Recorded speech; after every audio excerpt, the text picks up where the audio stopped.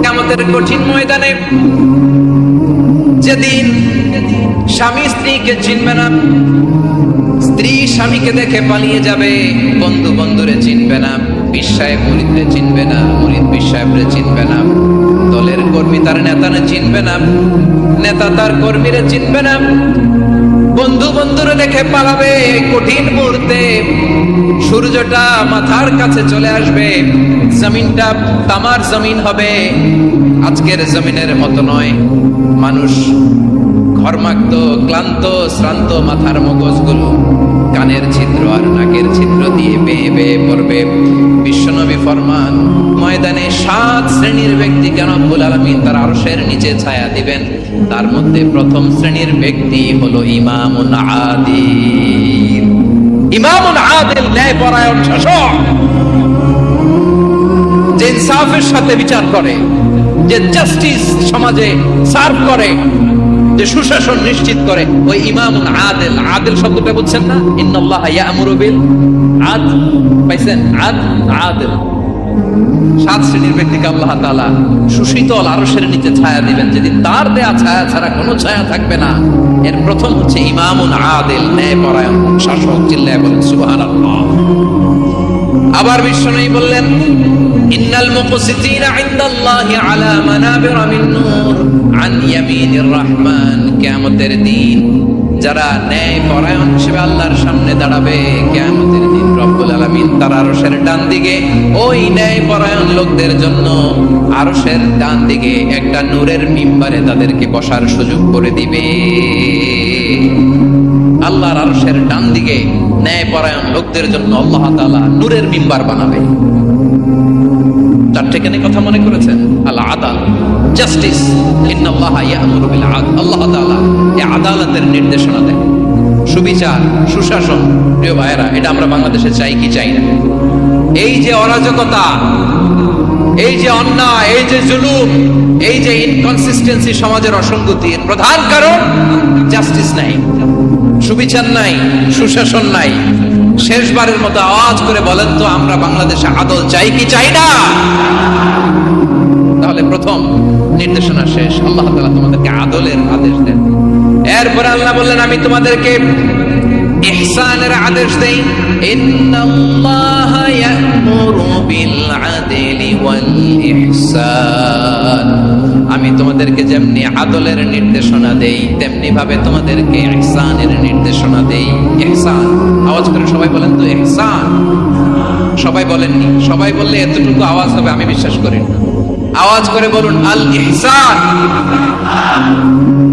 ইহসান মানে কারো প্রতি সফট হার্টেড হওয়া, মহানুভব হওয়া, অনুগ্রহ পরায়ণ হওয়া, অনুগ্রহশীল হওয়া, একে অপরের প্রতি দয়াদ্র হওয়া।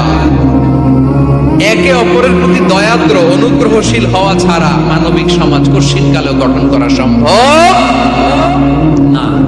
প্রিয় ভাইয়েরা, সুন্দর আচরণ দিয়ে, ইহসান দিয়ে যা জয় করা যায়, নরম আচরণ দিয়ে যেটা অর্জন করা যায়, কঠোরতা দিয়ে সেটা পারা যায় না।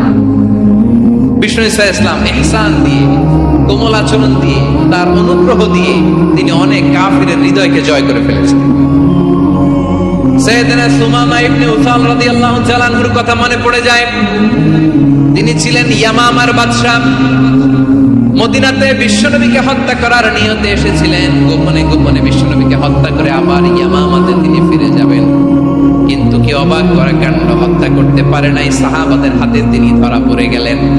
সাইয়েদনা সুমামা ইবনে উসাল রাদিয়াল্লাহু তাআলা আনহু হত্যার নিয়তে আসলেন, কিন্তু হত্যা করতে পারলেন না। সাহাবারা ওনাকে ধরে ফেললেন, ধরে মসজিদে নববীর পিলারের মধ্যে বেঁধে রাখলেন। সুমামা ইবনে উসাল, সিরাত থেকে শুনুন, সিরাত থেকে শোনাচ্ছি। রাদিয়াল্লাহু তাআলা ইয়ামামার অধিপতি ছিলেন। ইয়ামাম বিশ্বনবীকে হত্যার জন্য আসছেন, ধরা পড়ে গেছেন, এখন মসজিদে নববীতে বেঁধে রাখছেন, তার মানে বন্দী। এখন স্ট্যাটাস কি? বন্দী, ক্যাপ্টিভ। বিষ্ণু ঈসা ইসলাম সাহাবাদেরকে বললেন, তার খোঁজ খবর নিও, সুমামা ইবনে উসালের খোঁজ খবর নিও। সাহাবারা বলেন, ইয়া রাসূলুল্লাহ, আপনাকে হত্যা করতে এসেছে, তার তো কঠিন ক্যাপিটাল পানিশমেন্ট হওয়া দরকার, কঠিন শাস্তি হওয়া দরকার। বিশ্বনবী বললেন, না, আমি যেটা জানি তোমরা সেটা জানো না। তোমরা সুমামার সাথে ভালো আচরণ করো, বিশ্বনবী সুমামার কাছে গেলেন। প্রথম দিন যে তিনি কালেমার দাওয়াত দিলেন, ইমানের দাওয়াত দিলেন, ইসলামের দাওয়াত দিলেন, রিসালাতের দাওয়াত দিলেন, আখিরাতের দাওয়াত দিলেন। পরের দিন যে বিশ্বনবী সালাতের দাওয়াত দিলেন, যাকাতের দাওয়াত দিলেন, ইসলাম কি, কিভাবে, কেমন করে পালন করতে হয় চমৎকার আর্টিকুলেট করতে শুরু করলেন। তন্ময় হয়ে সুমামা ইবনে উসাল রাদিয়াল্লাহু তাআলা আনহু বিশ্বনবীর কথাগুলো শুনতে আরম্ভ করলো। একদিন নয়, 2 দিন নয়, টানা 3 দিন বিশ্বনবী সুমামার কাছে ইসলামকে প্রেজেন্ট করেছেন, উপস্থাপন করেছেন। আওয়াজ করে বলেন, কয় দিন? 3 দিন। 3 দিন মসজিদে নববীতে বাধা। আর সাহাবীদেরকে বললেন, তার খোঁজ খবর নিও। তোমরা যে রুটি বানাও এর মধ্যে সবচেয়ে ভালো আটার রুটিটা তারে দিও, সবচেয়ে রিফাইন্ড খেজুর, যেটা পিওর খেজুর, এটা তারে দিও। আর বিশ্বনবী নিজের উট থেকে দুধ দহন করে ওনার বাড়ির এক কর্মচারীকে বলেছেন, দুধ দহন করে সুমামার জন্য নিয়েছে। সুবহানাল্লাহ পড়বেন না? সবাই তো অবাক, ইয়ামামা থেকে আসছে নবীকে হত্যা করতে, বিশ্বনবী দেখে তারে জামাই আদর করে, তাকে মজার মজার খাবার দিও, দুধ দিও, আদর আপ্যায়ন করো। একদিন নয়, 2 দিন নয়, টানা 3 দিন বিশ্বনবী এভাবে সুমামার কাছে যে ইসলামকে প্রেজেন্ট করতে আরম্ভ করলেন, ইসলামকে উপস্থাপন করতে শুরু করলেন। আর তাকে চমৎকার এন্টারটেইনমেন্ট, আপ্যায়ন দিতে আরম্ভ করলেন। টানা 3 দিন যখন ইসলামের দ্য বিউটিজ অফ ইসলাম, ইসলামের সুমহান বাণী, সৌন্দর্য তার কাছে উপস্থাপন শেষ, তাকে আপ্যায়ন শেষ, বিশ্বনবী বললেন সাহাবাদেরকে, যাও এবার সুমামার হাতের পায়ের রশি দুটো খুলে দাও। সাহাবারা বললেন, ইয়া রাসূলুল্লাহ, কি বলেন আপনি? ও তো হত্যাকারী, সুযোগ পায় নাই, আপনারে মারতে পারে নাই, ছেড়ে দিলে আবারও আপনার উপর তলোয়ার নিয়ে ঝাঁপিয়ে পড়বে। নবী, এই সিদ্ধান্ত আপনি নিতে যাবেন না। বিশ্বনবী বললেন, যেটা বলেছি সেটা করো, সুমামার রশিগুলো ছেড়ে দাও। সুমামার হাতে পায়ের রশিগুলো যে তোমরা খুলে দাও। সাহাবারা তর্ক জুড়ে দিলেন, লা ইয়া রাসূলুল্লাহ, এমনটা করবেন না তো, ভয়ঙ্কর ভয়ঙ্কর খুনি, কি জানি কি হয়ে যায়। বিশ্বনবী বললেন, না, তার হাতে পায়ের রশিগুলো খুলে দাও। সাহাবারা বিশ্বনবীর কথা মতো তার হাতে পায়ের রশিগুলো খুলে দিল। সুমামা মুহূর্তের মধ্যে মসজিদে নববী থেকে বের হয়, ইয়ামামায় ফিরে না যে মসজিদে নববীর পাশে একটা খেজুর বাগান ছিল, সেখানে চলে গেলেন। সেখানে একটা ছোট্ট কুয়া ছিল, কুয়ার পানি দিয়ে তিনি গোসল করলেন। সুবহানাল্লাহ পড়েন।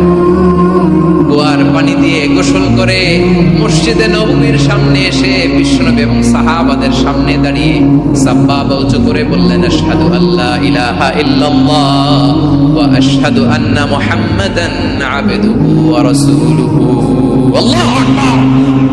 আমি সাক্ষ্য দিচ্ছি আল্লাহ ছাড়া কোনো ইলাহ নাই, আর মুহাম্মদ আল্লাহ তাআলার প্রেরিত বান্দা এবং রাসূল। প্রিয় ভাইয়েরা, ইহসান দিয়ে যা জয় করা যায়, কঠোরতা দিয়ে সেটা কঠিন কালেও জয় করা যায় না। আওয়াজ করে বলেন, ঠিক না? এবার সুমামা দাঁড়িয়ে বলে, ওগো নবী, আমি তো কালিমা পড়ে মুসলমান হয়ে গেলাম, এবার শোনেন, এই মুহূর্তের আগে আপনার চেহারার চাইতে নিকৃষ্ট কোনো চেহারা আমার কাছে ছিল না, কিন্তু শাহাদা পাঠ করার পরে আপনার চেহারার চাইতে উত্তম শ্রেষ্ঠ কোনো চেহারা আমার কাছে আর নাই।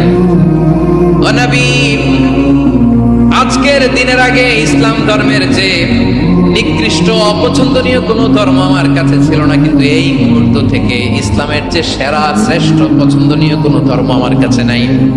নবী গো, আজকের দিনের আগে মদিনার চাইতে অপছন্দনীয় নিকৃষ্ট কোনো শহর আমার কাছে ছিল না, কিন্তু এই মুহূর্তের পর থেকে মদিনার চাইতে কোনো শ্রেষ্ঠ শহর আমার জানা নাই। সে ছিল গমের বড় ডিলার, গম বেচতো। কি বেচতো? তার গম কিনে মক্কার লোকেরা রুটি খাইতো। সে ঘোষণা দিল, আজকে থেকে মক্কাবাসীদের জন্য সব গম আমি হারাম করে দিলাম, মক্কাবাসী এখন না খেয়ে মরে। সুবহানাল্লাহ পড়বেন না? মক্কাবাসী বিশ্বনবীর কাছে আসলেন, এসে বললেন, মুহাম্মদ, আমরা তো তোমার ভাই, তোমার চাচা, তোমার ভাতিজা, তোমার আত্মীয়, তুমি সুমামারে বলো সে যেন আবার গমের সাপ্লাই মক্কার জন্য অনুমতি দিয়ে দেয়। বিশ্বনবীর অনুমতি ক্রমে সুমামা আবার মক্কাতে গম পাঠাতে শুরু করলো। পড়েন সুবহানাল্লাহ। ইহসান, ইহসান দিয়ে আপনি যেটা জয় করতে পারবেন, you can win the heart of your enemies. ইহসান দিয়ে আপনি আপনার শত্রুর হৃদয়কে জয় করতে পারবেন। আওয়াজ করে বলেন, ঠিক কিনা? এজন্য আল্লাহ বললেন, ওয়া আনফিকু ফি সাবিলিল্লাহি ওয়া লা তুলকু বিআইদিকুম ইলাত তাহলুকা।